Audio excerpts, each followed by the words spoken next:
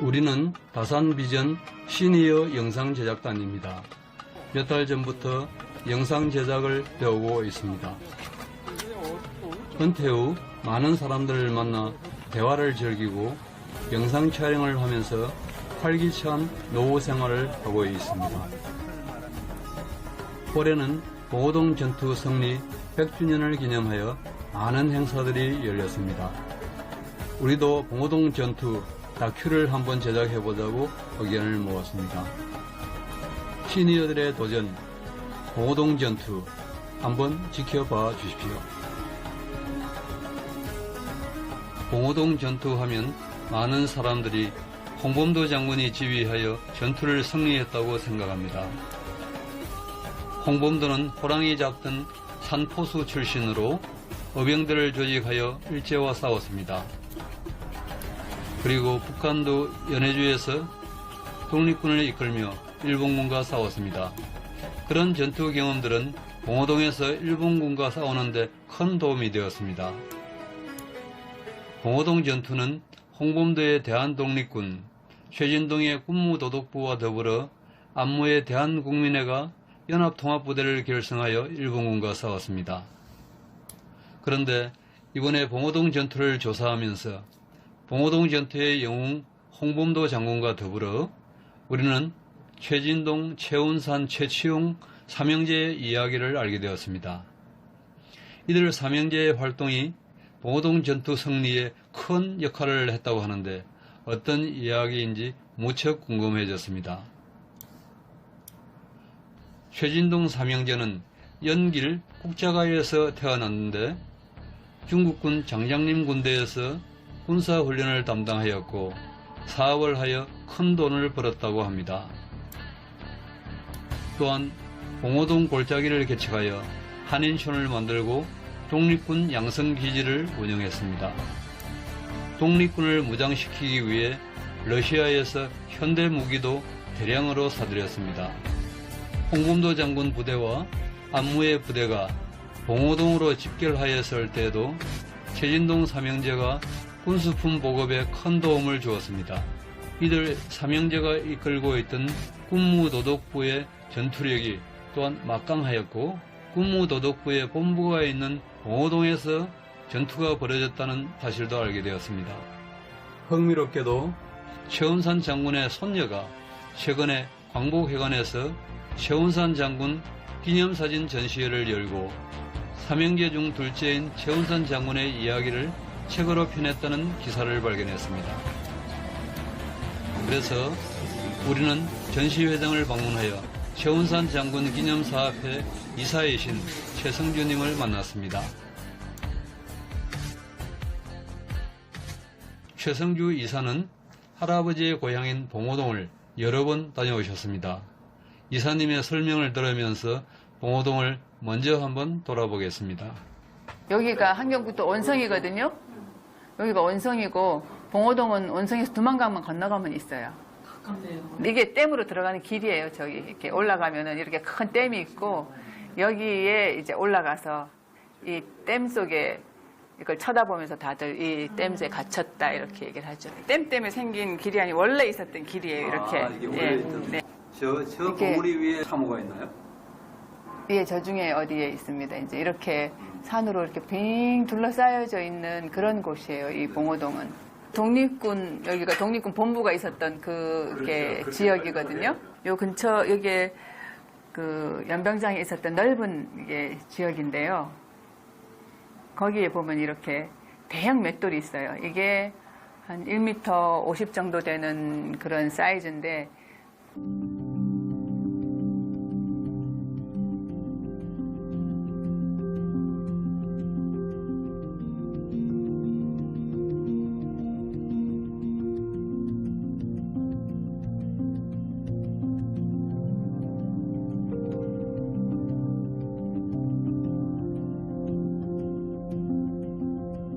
우리는 최성주 이사와 인터뷰를 한 다음에 좀 더 자세히 알아보고자 독립기념관을 방문하였습니다.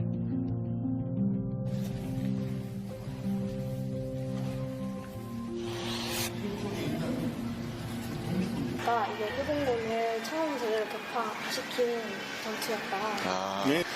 제가 아는 뭐 독립전쟁은 제일 큰 게 청산리 대첩이었는데, 청산리 대첩 이전에 제일 최초로 전투한 게 봉오동 전투고, 그 전투로 인해서 저희 독립군들이 이제 용기를 얻고, 이제 청산리 대첩부터 뭐 많은 전쟁을 이뤄서 지금까지 와가지고 독립을 할 수 있게 됐다고 생각합니다.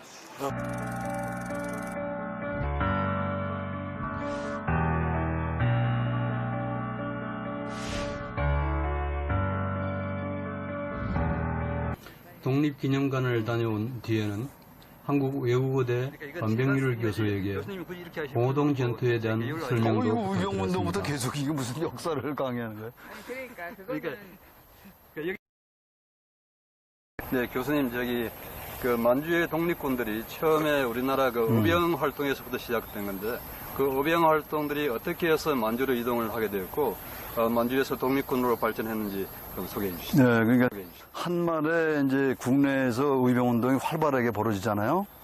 1907년부터 1910년 사이 한 10만 명 정도가 이제 동원에 대한 전투에 참여했다고 그러는데, 이제 그 국내에서 이제 1919년, 10년에 일본의 그 강제적인 병합에 따라서 이제 국내에서 활동이 거의 불가능한 상태가 되죠. 그래서 주로 이제 국내에서 의병이라든가 무장투쟁을 했던 분들이 대거 이제 해외로 망명하겠는데, 그 망명하는 그 지역이 주로 러시아 연해주 지역, 그리고 이제 그 옆에 있는 그 북한도 지역으로 이제 이주를 하는 거예요. 거기에는 이미 이제 1860년대부터 이 함경도 농민들이 이제 이주를 해와 있었죠. 그래서 한인사회가 이제 형성되어 있었는데, 그 이제 망명한 분들이, 그 민족운동가들이, 애국자들이 이제 그 동포사회를 이제 민족의식화 하기 위해서 이제 학교를 세운다든가, 교회를 세운다든가, 그리고 실질적으로 이제 군사교육들을 이제 하는 거죠. 여러 군데 이제 군사학교, 소위 이제 사관 양성학교가 이제 세워지고, 그것이 1910년대에 그 이제 3.1운동 이전까지 그 민족교육을 하는 거예요. 최 장군님 그 할아버지 그 형제분이 세 분이 계셨다고 들었는데 대단히 많은 그 부를 축적하셨다고 들었습니다. 지역이 황무지였었을 때 그것을 민간한테 불화하는 그런 시기가 있었습니다. 그때 그 일을 담당하셨던 분이어서 본인이 그런 작업에 이렇게 본인이 뛰어들어서 그 일을 하실 수가 있었고, 그 당시에 본인이 소유하셨던 그 땅이 우리나라의 한 도 단위 정도 되는 10여 개 지방을 이렇게 소유하셨었거든요. 그 지방들이 이렇게 도시로 변하면서 지가가 많이 올라가기도 했고, 또 워낙 땅이 넓었기 때문에 농산물과 그런 목장이나 이런 축산업도 굉장히 크게 하셨고, 그리고 또 그 지역들이 다 이렇게 산업화가 되면서 공장이 많이 생겼어요. 그래서 그 공장들, 그러니까 양조장, 국수공장, 콩기름 공장, 뭐 콩가루 공장, 성냥 공장, 비누 공장, 이런 그런 공장들이 이렇게 말하자면 재벌 기업이기도 했어요. 그래서 굉장히 이렇게 부를 많이 축적하셔서 그 돈을 이렇게 그 독립운동에 투자할 수 있었죠. 네.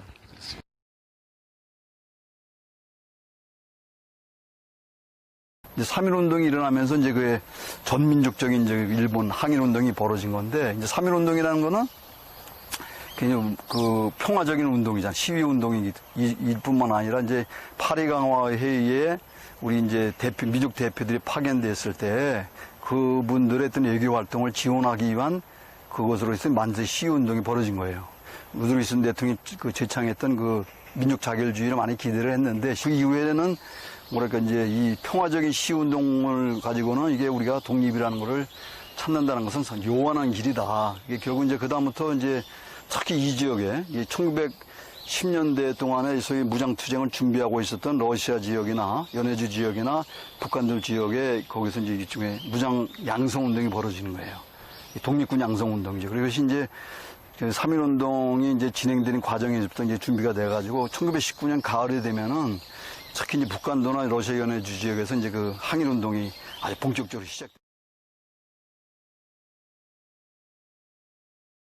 최원산 장군이 사병부대를 1912년부터 운영을 했기 때문에 서서히 무장을 해 나간 거거든요. 네. 그러니까 들어오는 부대원들은 다 무장을 했는데 그 당시 이제 러시아와 무역을 하셨기 때문에 계속해서 그 러시아 부대에서 뒤로 빼돌린 무기라든지 퇴역 장교의 무기라든지 어쨌든 그런 러시아제 무기를 계속해서 이제 수입을 하고 있었어요.